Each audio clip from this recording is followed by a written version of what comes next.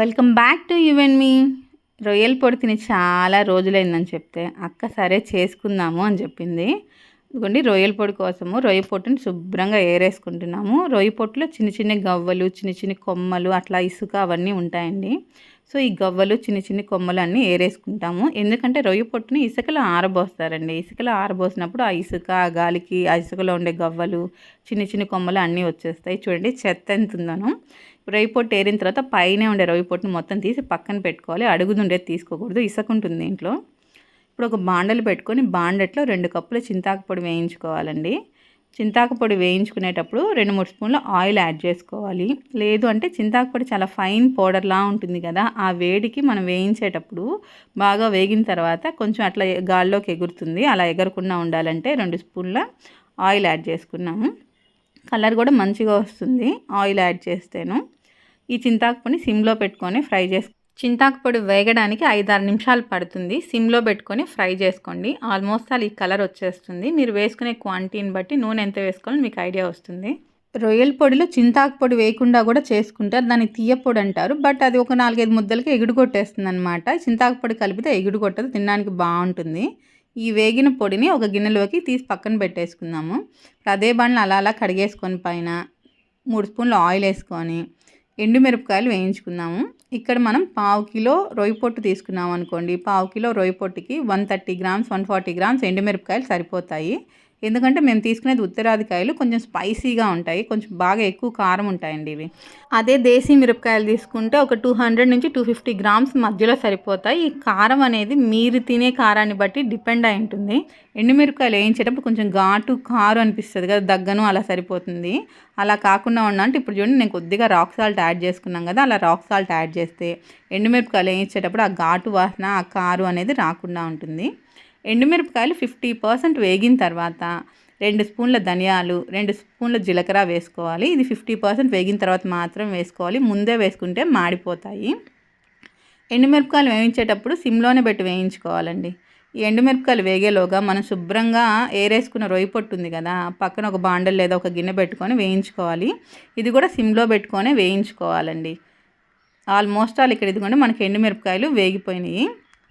ఆపేసుకొని కొద్దిగా చల్లార్చుకుందాము. రొయ్య పొట్టుని సిమ్లో పెట్టి వేయించుకోవాలని చెప్పాను కదా, అంతే. ఇక్కడ నేను ఆయిల్ ఎటువంటి యాడ్ చేయట్లేదు. కొద్దిగా రొయ్య పొట్టు అనేది కొద్దిగా కలర్ చేంజ్ అవ్వాలి. రొయ్య పొట్టు వేగింది అని తెలియడానికి మంచి స్మెల్ వస్తుంది మనకు. అంటే చాలామంది రొయ్య పొట్టు ఇష్టపడే వాళ్ళకైతే ఆ స్మెల్ నచ్చుతుంది. నాకైతే చాలా ఇష్టం, కమ్మటి వాసన వస్తుంది. ఇదిగోండి 2 వేల మధ్యలో పట్టుకొని ఇలా నలిపామనుకోండి, రొయ్య పొట్టు వేగింది తెలుస్తుంది, మెత్తగా పొడిలా అయిపోతుంది కదా. ఇప్పుడు మనకు రొయ్య పొట్టు వేగిపోయిందండి. దీన్ని పక్కన పెట్టేసుకుందాం. ఈలోగా కొద్దిగా చల్లారిన ఎండుమిరపకాయలు ఉన్నాయి కదా, సరిపడాక ఉప్పు వేసుకొని రాక్ సాల్ట్ వేసుకొని మిక్సీకి వేసుకొని గ్రైండ్ చేసుకున్నాం అండి. ఫైన్ పౌడర్ లాగా గ్రైండ్ చేసుకుందాము. మీకు ఓపిక ఉంది, నేను ఎండుమిరపకాయలు దంచుకోగలను, చక్కగా రోట్లో వేసి దంచేసుకోండి. ఇదిగోండి ఎండుమిరపకాయలు పౌడర్ అయిపోయింది. ఇప్పుడు మనకు ఆల్రెడీ కొద్దిగా రొయ్య పొట్టు కొద్దిగా చల్లారి ఉంటుంది కదా, ఈ చల్లారిన రొయ్య పొట్టుని మళ్ళీ ఒక చాట్లో కానీ గిన్నెలో కానీ పేపర్లో కానీ వేసుకొని పైన ఉండే రొయ్య పొట్టుని ఇట్లా ఏరుకోవాలండి. ఇట్లా పిడికిలతో అలా తీసి పక్కన పెట్టుకోవాలి. అదేంటి ఇందాక ఏరేసాం కదా రొయ్య పొట్టు అంటారా, వేడి చేసిన తర్వాత ఇంకెక్కడైనా కొద్దిగా ఇసుక అట్లాంటివి ఉంటే అవన్నీ అడుక్కొచ్చేస్తాయండి. చెత్త కానీ ఇసుక కానీ ఏమైనా ఉంటే అడుక్కొచ్చేస్తాయి. ఇంకెక్కడైనా 1-2 మనం మిస్ చేసి ఉంటే అడుక్కొస్తే ఇట్లా అనుకుంటూ చక్కగా పైనే ఉండే రొయ్య పొట్టుని తీసి పక్కన పెట్టేసుకోవాలి. రొయ్య పొట్టు ఇలా తీసి పక్కన పెట్టుకున్నాక మీకు అడుగును చూపిస్తాను చూడండి. చిన్ని పెంకులు అంటే గవ్వలు ఉంటాయి కదా, గవ్వ ముక్కలు అట్లాంటివన్నీ అడుగును ఉంటాయి. ఇప్పుడు చూడండి అడుగు దాంట్లో చిన్న గవ్వ ముక్కలు అవన్నీ మీకు చూపిస్తాను. దీన్ని అసలు తీసుకోకూడదు, దీన్ని ఇంకా పక్కన పెట్టేద్దాము. దీన్ని కానీ వేసుకున్నాం అనుకోండి మనకు మొత్తం స్పాయిల్ అయిపోతుంది, ఇసుకగా తగులుతూ ఉంటుంది, కనిపించాయి చిన్న గవ్వలు. సో అందుకని వేయించిన తర్వాత కూడా ఏరుకోవాలి. దీనికి సరిపడా తెల్లపాయలు ఒక 30 పాయలు అండి, పెద్ద పాయలు 30 పాయలు ఒలిచి పెట్టుకున్నాము. ఇదిగోండి మనం వేయించుకున్న రొయ్య పొట్టు ఉంది కదా, వేయించుకున్న రొయ్య పొట్టుని చక్కగా రోట్లో వేసుకొని మెత్తటి పౌడర్ అయ్యేలాగా దంచుకోవాలి. ఊరికే పౌడర్ అయిపోతుంది, మెత్తగా అయిపోతుంది. ఎందుకంటే నాకు చూసారు కదా 2 వేల మధ్యలో పట్టుకొని అలా నలిపితేనే మెత్తగా అయిపోయింది. లేదు మేము ఎండుమిరపకాయలు కూడా దంచుకుంటాము అనుకునే వాళ్ళు ముందుగా ఎండుమిరపకాయలు మెత్తగా దంచేసుకొని తర్వాత వేయించిన రొయ్య పొట్టు వేసుకొని మెత్తగా దంచుకుంటే సరిపోతుంది. ఇక్కడ మనకు ఆల్రెడీ రొయ్య పొట్టు మెత్తగా మెదిగిపోయింది కాబట్టి మనం గ్రైండ్ చేసుకున్న ఎండుమిరపకాయలు ఉన్నాయి కదా, కారపొడి వేసి చక్కగా వేసేసుకొని 2 కలిసేలాగా దంచేసుకోవాలి. ఈ ఎంత దంచినా కలవట్లేదు అని చెప్పి 1 గంట పెట్టి 2 కలిసేలాగా కలిపేసుకుంటున్నాను. అప్పుడు ఈజీగా కలిసిపోతాయి కదా. ఇక్కడ అంతా కలిసేలాగా కలుపుకున్న తర్వాత కొద్దిగా దంచేసుకున్నాం అనుకోండి, అంతా కలిసిపోతాయి.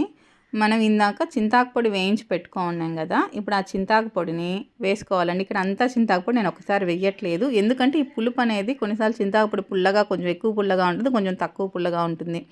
అందుకని ఒక 2-3 గంటలు వేసి ఆ తర్వాత సరిపోతుందో లేదో చెక్ చేసుకొని తర్వాత మాత్రం మిగతాది వేసుకుందాం అనుకుంటున్నాను. ఇదిగోండి ఇక్కడైతే నేను 4 గంటలు వేసుకున్నాను, పక్కన పెట్టేసుకున్నాను. ఇప్పుడు మళ్ళీ అంతా కలిసేలాగా కలిపేసుకొని దంచుకుందాము. ఈ దంచుకున్న తర్వాత ఒకసారి చెక్ చేసుకుందాము మనకు పులుపు సరిపోయిందా లేదా అని. ఇన్కేస్ పులుపు కానీ సరిపోకపోతే మళ్ళీ యాడ్ చేసుకుందాం. ఇదిగోండి ఇప్పుడు ఒకసారి చెక్ చేసుకున్నాను, నాకు పులుపు సరిపోయినట్టు అనిపించలేదు, అందుకని మిగతా చింతాకు పొడి కూడా యాడ్ చేసుకుంటున్నాను. అంటే చూసుకుంటూ యాడ్ చేసుకోవాలండి చింతాకు పొడి మాత్రం. ఇక్కడ నాకు సాల్ట్ కూడా కొద్దిగా తక్కువ అయింది అనిపించింది, అందుకని 2 స్పూన్ల సాల్ట్ యాడ్ చేస్తున్నాను. అన్నీ కలిసేలాగా కలిపేసుకొని చక్కగా దంచేసుకుందామండి. ఆల్రెడీ ఎండుమిరపకాయలు మిక్సీకి వేసాం కాబట్టి ఇవన్నీ దంచుకోవడం పెద్ద కష్టమేమి అనిపించదు, తేలిగ్గానే మెదిగిపోతాయి. ఆల్రెడీ అన్నీ మెత్తగా ఫైన్ పౌడర్సే కాబట్టి. ఇదిగోండి అది దంచేసుకున్న తర్వాత ఇదిగోండి చింతాకు పొడి వేసిన తర్వాత కొంచెం కలర్ కూడా చేంజ్ అయింది కదా. ఇప్పుడు మనం ముందుగా రెడీగా ఒలిచి పెట్టుకున్న తెల్లపాయలు వేసుకుంటున్నాను. మీరు చిన్న చిన్న తెల్లపాయలు అయితే కొంచెం ఎక్కువే వేసుకొని, అంటే మీ ఘాటుని బట్టండి. ఇక్కడ తెల్లపాయలు ఇంచుమించు నేను చెప్పాను 25-30 వరకు వేసాము.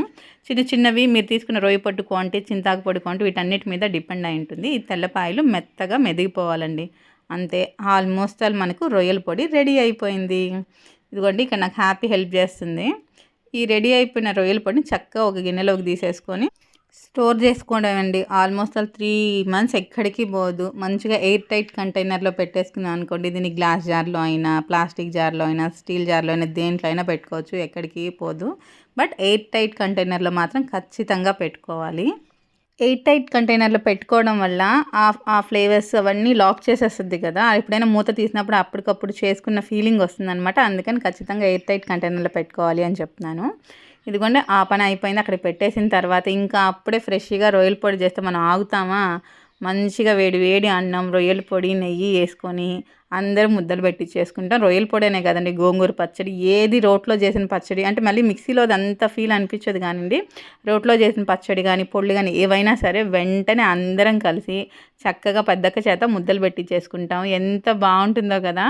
అసలు మన ప్లేట్లో తినేదానికంటే ఇలా పెట్టించుకుంటే వచ్చే ఫీలే వేరు. ఇలా తినడం ఇలా ఎంతమందికి ఇష్టం.